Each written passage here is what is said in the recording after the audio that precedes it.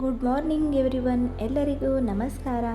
ಎಲ್ಲರೂ ಹೇಗಿದ್ದೀರಾ ಫ್ರೆಂಡ್ಸ್? ಎಲ್ಲರೂ ಚೆನ್ನಾಗಿದ್ದೀರಾ ಅಂತ ಭಾವಿಸ್ತಾ ಇಂದಿನ ಸ್ಟಡಿ ಬ್ಲಾಗನ್ನು ಪ್ರಾರಂಭ ಮಾಡ್ತಾ ಇದ್ದೀನಿ. ಫ್ರೆಂಡ್ಸ್, ಏನಿವತ್ತು ಸ್ಟಡಿ ಮಾಡಿದೆ ಈ ರೀತಿ ಏನಿದು ಪ್ಯಾಕ್ ಮಾಡ್ಕೊಳ್ತಾ ಇದ್ದಾರಲ್ಲ ಅಂತ ಯೋಚನೆ ಮಾಡ್ತಾ ಇದ್ದೀರಾ? ಹೌದು ಫ್ರೆಂಡ್ಸ್, ನಾನು ನಮ್ಮ ಊರಿಗೆ ಹೋಗ್ತಾ ಇದ್ದೀನಿ. ಸ್ವಲ್ಪ ಕೆಲಸ ಬಂತು ಫ್ರೆಂಡ್ಸ್, ಹಾಗಾಗಿ ಊರಿಗೆ ಹೋಗಬೇಕು.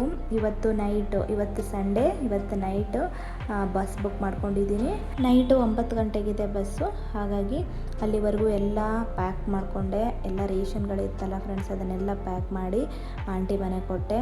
ಯಾಕಂದರೆ ಸುಮ್ಮನೆ ವೇಸ್ಟ್ ಆಗಿಬಿಡುತ್ತೆ. ನಾನು ಬರೋಂಗಿಲ್ಲ ಇವಾಗ, ಹಾಗಾಗಿ ನಾನು ಊರಿಗೆ ಹೋಗಿ ಅಲ್ಲೇ ಓದ್ಕೋತೀನಿ. ಮೊನ್ನೆ ತಾನೇ ಈರುಳ್ಳಿ ಮತ್ತು ಟೊಮೆಟೊ ಮತ್ತು ಒಂಚೂರು ರೇಷನ್ನು ಎಲ್ಲ ಖಾಲಿಯಾಗಿತ್ತು ಅಂತ ತೊಗೊಂಡು ಬಂದೆ. ಅದನ್ನೆಲ್ಲ ಹೋಗಿ ಆಂಟಿಗೆ ಪ್ಯಾಕ್ ಮಾಡಿ ಆಂಟಿ ಕಡೆ ಕೊಟ್ಟು ಬಂದಿದ್ದೀನಿ.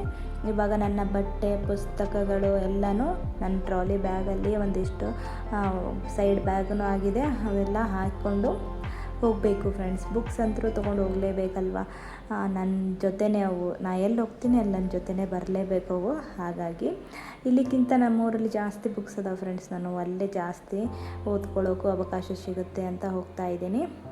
ಏನೋ ಅಂದ್ಕೊಂಡು ನಾವು ಒಂದೇನೋ ಟಾರ್ಗೆಟ್ ಇಟ್ಕೊಂಡು ಒಂದು ಕೆಲಸ ಮಾಡ್ತಾ ಇರ್ತೀವಿ ಫ್ರೆಂಡ್ಸ್, ಬಟ್ ದೇವ್ರ ಆಟನೇ ಬೇರೆ ಇರುತ್ತೆ. ಹಾಗಾಗಿ ನನ್ನ ಪ್ಲ್ಯಾನ್ ಪ್ರಕಾರ ಏನೂ ಆಗಲಿಲ್ಲ, ಮತ್ತೆ ಪ್ಲ್ಯಾನ್ ಚೇಂಜ್ ಆಯಿತು.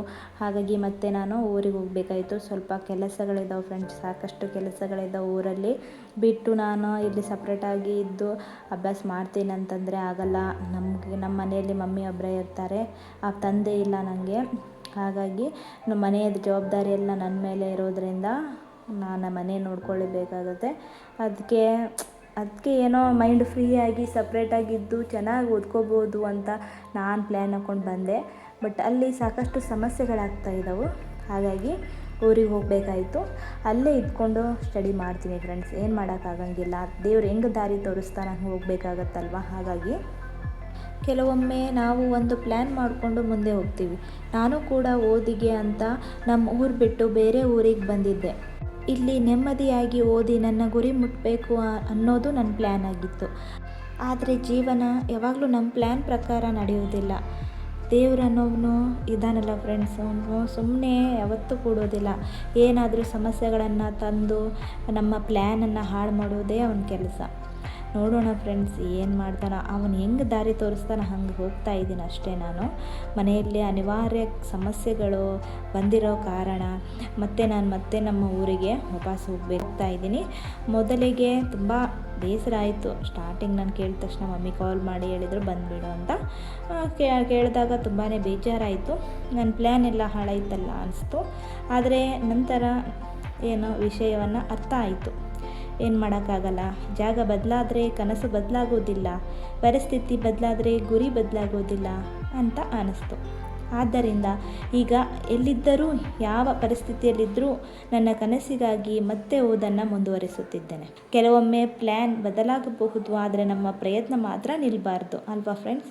ಜಾಗ ಚೇಂಜ್ ಆದ್ರೇನು, ನಾನು ಇಲ್ಲೇ ಓದ್ತಾ ಇರೋದನ್ನೇ ಅಲ್ಲೇ ಓದ್ತೀನಿ, ಇಲ್ಲಿಗಿಂತ ಹೆಚ್ಚು ಅಲ್ಲಿನೂ ಓದೋಕ್ಕೆ ಪ್ರಯತ್ನ ಪಡ್ತೀನಿ. ಸ್ಟಡಿ ವಿತ್ ಮೀ ಯೂಟ್ಯೂಬ್ ಚಾನಲ್ಗೆ ಸ್ವಾಗತ. ನಾನು ನಿಮ್ಮ ಪ್ರೀತಿಯ ಚೈತ್ರ. ಫ್ರೆಂಡ್ಸ್, ಇವಾಗ ಟೈಮು 9:41, 9:41 ಆಗೈತಿ. ಇವಾಗ ನನ್ನ ಸ್ಟಡಿನ ನಾನು ಸ್ಟಾರ್ಟ್ ಮಾಡಬೇಕು. ಓಕೆ ಫ್ರೆಂಡ್ಸ್, ಇವಾಗ ಎಲ್ಲ ಪ್ಯಾಕ್ ಮಾಡಿ ಇಟ್ಕೊಂಡಿದ್ದೀನಿ. ನೈಟ್ ಇದೆ ಬಸ್ಸು, ಹಾಗಾಗಿ ಅಲ್ಲಿವರೆಗೂ ಸ್ಟಡಿ ಮಾಡ್ತಾ ಕೂತ್ಕೋಬೇಕು. ನೈಟು ಊರಿಗೆ ಹೋಗಬೇಕು, ಬೆಳಿಗ್ಗೆ ಅಂದರೆ ಅಲ್ಲಿ ಮುಟ್ತೀನಿ. ಸರಿ ಫ್ರೆಂಡ್ಸ್, ಮುಂದೆ ಏನೇನಾಗುತ್ತೆ ನಾನು ನಿಮಗೆ ತೋರಿಸ್ತೀನಿ. ಓಕೆ ಫ್ರೆಂಡ್ಸ್, ಅಲ್ಲಿ ರೆಡಿ ಮಾಡಿ ಇಟ್ಕೊಂಡಿದ್ದೀನಿ ನೋಡಿ. ಆಗ ಈ ಥರ ಎಲ್ಲ ರೆಡಿ ಆಗಿದ್ದಾವೆ. ಫಸ್ಟು ಬ್ಯಾಗ್ ಇವನ್ನೆಲ್ಲ ತೊಗೊಂಡು ಊರಿಗೆ ಹೋಗಬೇಕು. ಸರಿ ಫ್ರೆಂಡ್ಸ್, ಇವಾಗ ಸ್ಟಡಿ ಮಾಡೋಣ ಬನ್ನಿ. ಇವಾಗ ನಾನು ಕರೆಂಟ್ ಅಫೇರ್ಸ್ ಫೆಬ್ರವರಿ ಮಂತಿಂದು ಕರೆಂಟ್ ಅಫೇರ್ಸ್ ಇವತ್ತು ಎಷ್ಟಾಗುತ್ತೆ ಅಷ್ಟು ಈ ಬುಕ್ನ ಕವರ್ ಮಾಡ್ಕೋಬೇಕು ಅಂತ ಸ್ಟಡಿ ಮಾಡಬೇಕು ಅಂದ್ಕೊಂಡಿದ್ದೀನಿ. ಯಾಕಂದರೆ ಎಲ್ಲ ಪುಸ್ತಕಗಳು ಒಂದಿಷ್ಟು ಟ್ರಾಲಿ ಬ್ಯಾಗ್ಗಳು ಹೋಗ್ಯಾವು, ಇನ್ನೊಂದಿಷ್ಟು ಬ್ಯಾಗಲ್ಲಿ ಇಟ್ಟಿದ್ದೀನಿ. ಬಟ್ ಎಲ್ಲನೂ ತೊಗೊಂಡು ಬರ್ಕೊಳ್ಳೋದು ಅದೆಲ್ಲ ಪೆನ್ನು ಎಲ್ಲ ಒಳಗಡೆ ಹೋಗಿದಾವೆ. ಹಾಗಾಗಿ ಇದೊಂದು ಬುಕ್ ಆಚೆ ಇದೆ, ಮತ್ತು ಹಿಸ್ಟ್ರಿನೂ ಇದೆ. ಬಟ್ ಹಿಸ್ಟ್ರಿ ಇವಾಗ ಬೇಡ, ನೋಡ್ತೇನೆ ಯಾವಾಗ ಓದ್ಕೋಬೇಕಂತ. ಇವಾಗಂತರೂ ಕರೆಂಟ್ ಅಫೇರ್ಸ್ನ ಓದ್ಕೋತೀನಿ ಫ್ರೆಂಡ್ಸ್. ಬನ್ನಿ ಸ್ಟಡಿನ ಸ್ಟಾರ್ಟ್ ಮಾಡೋಣ.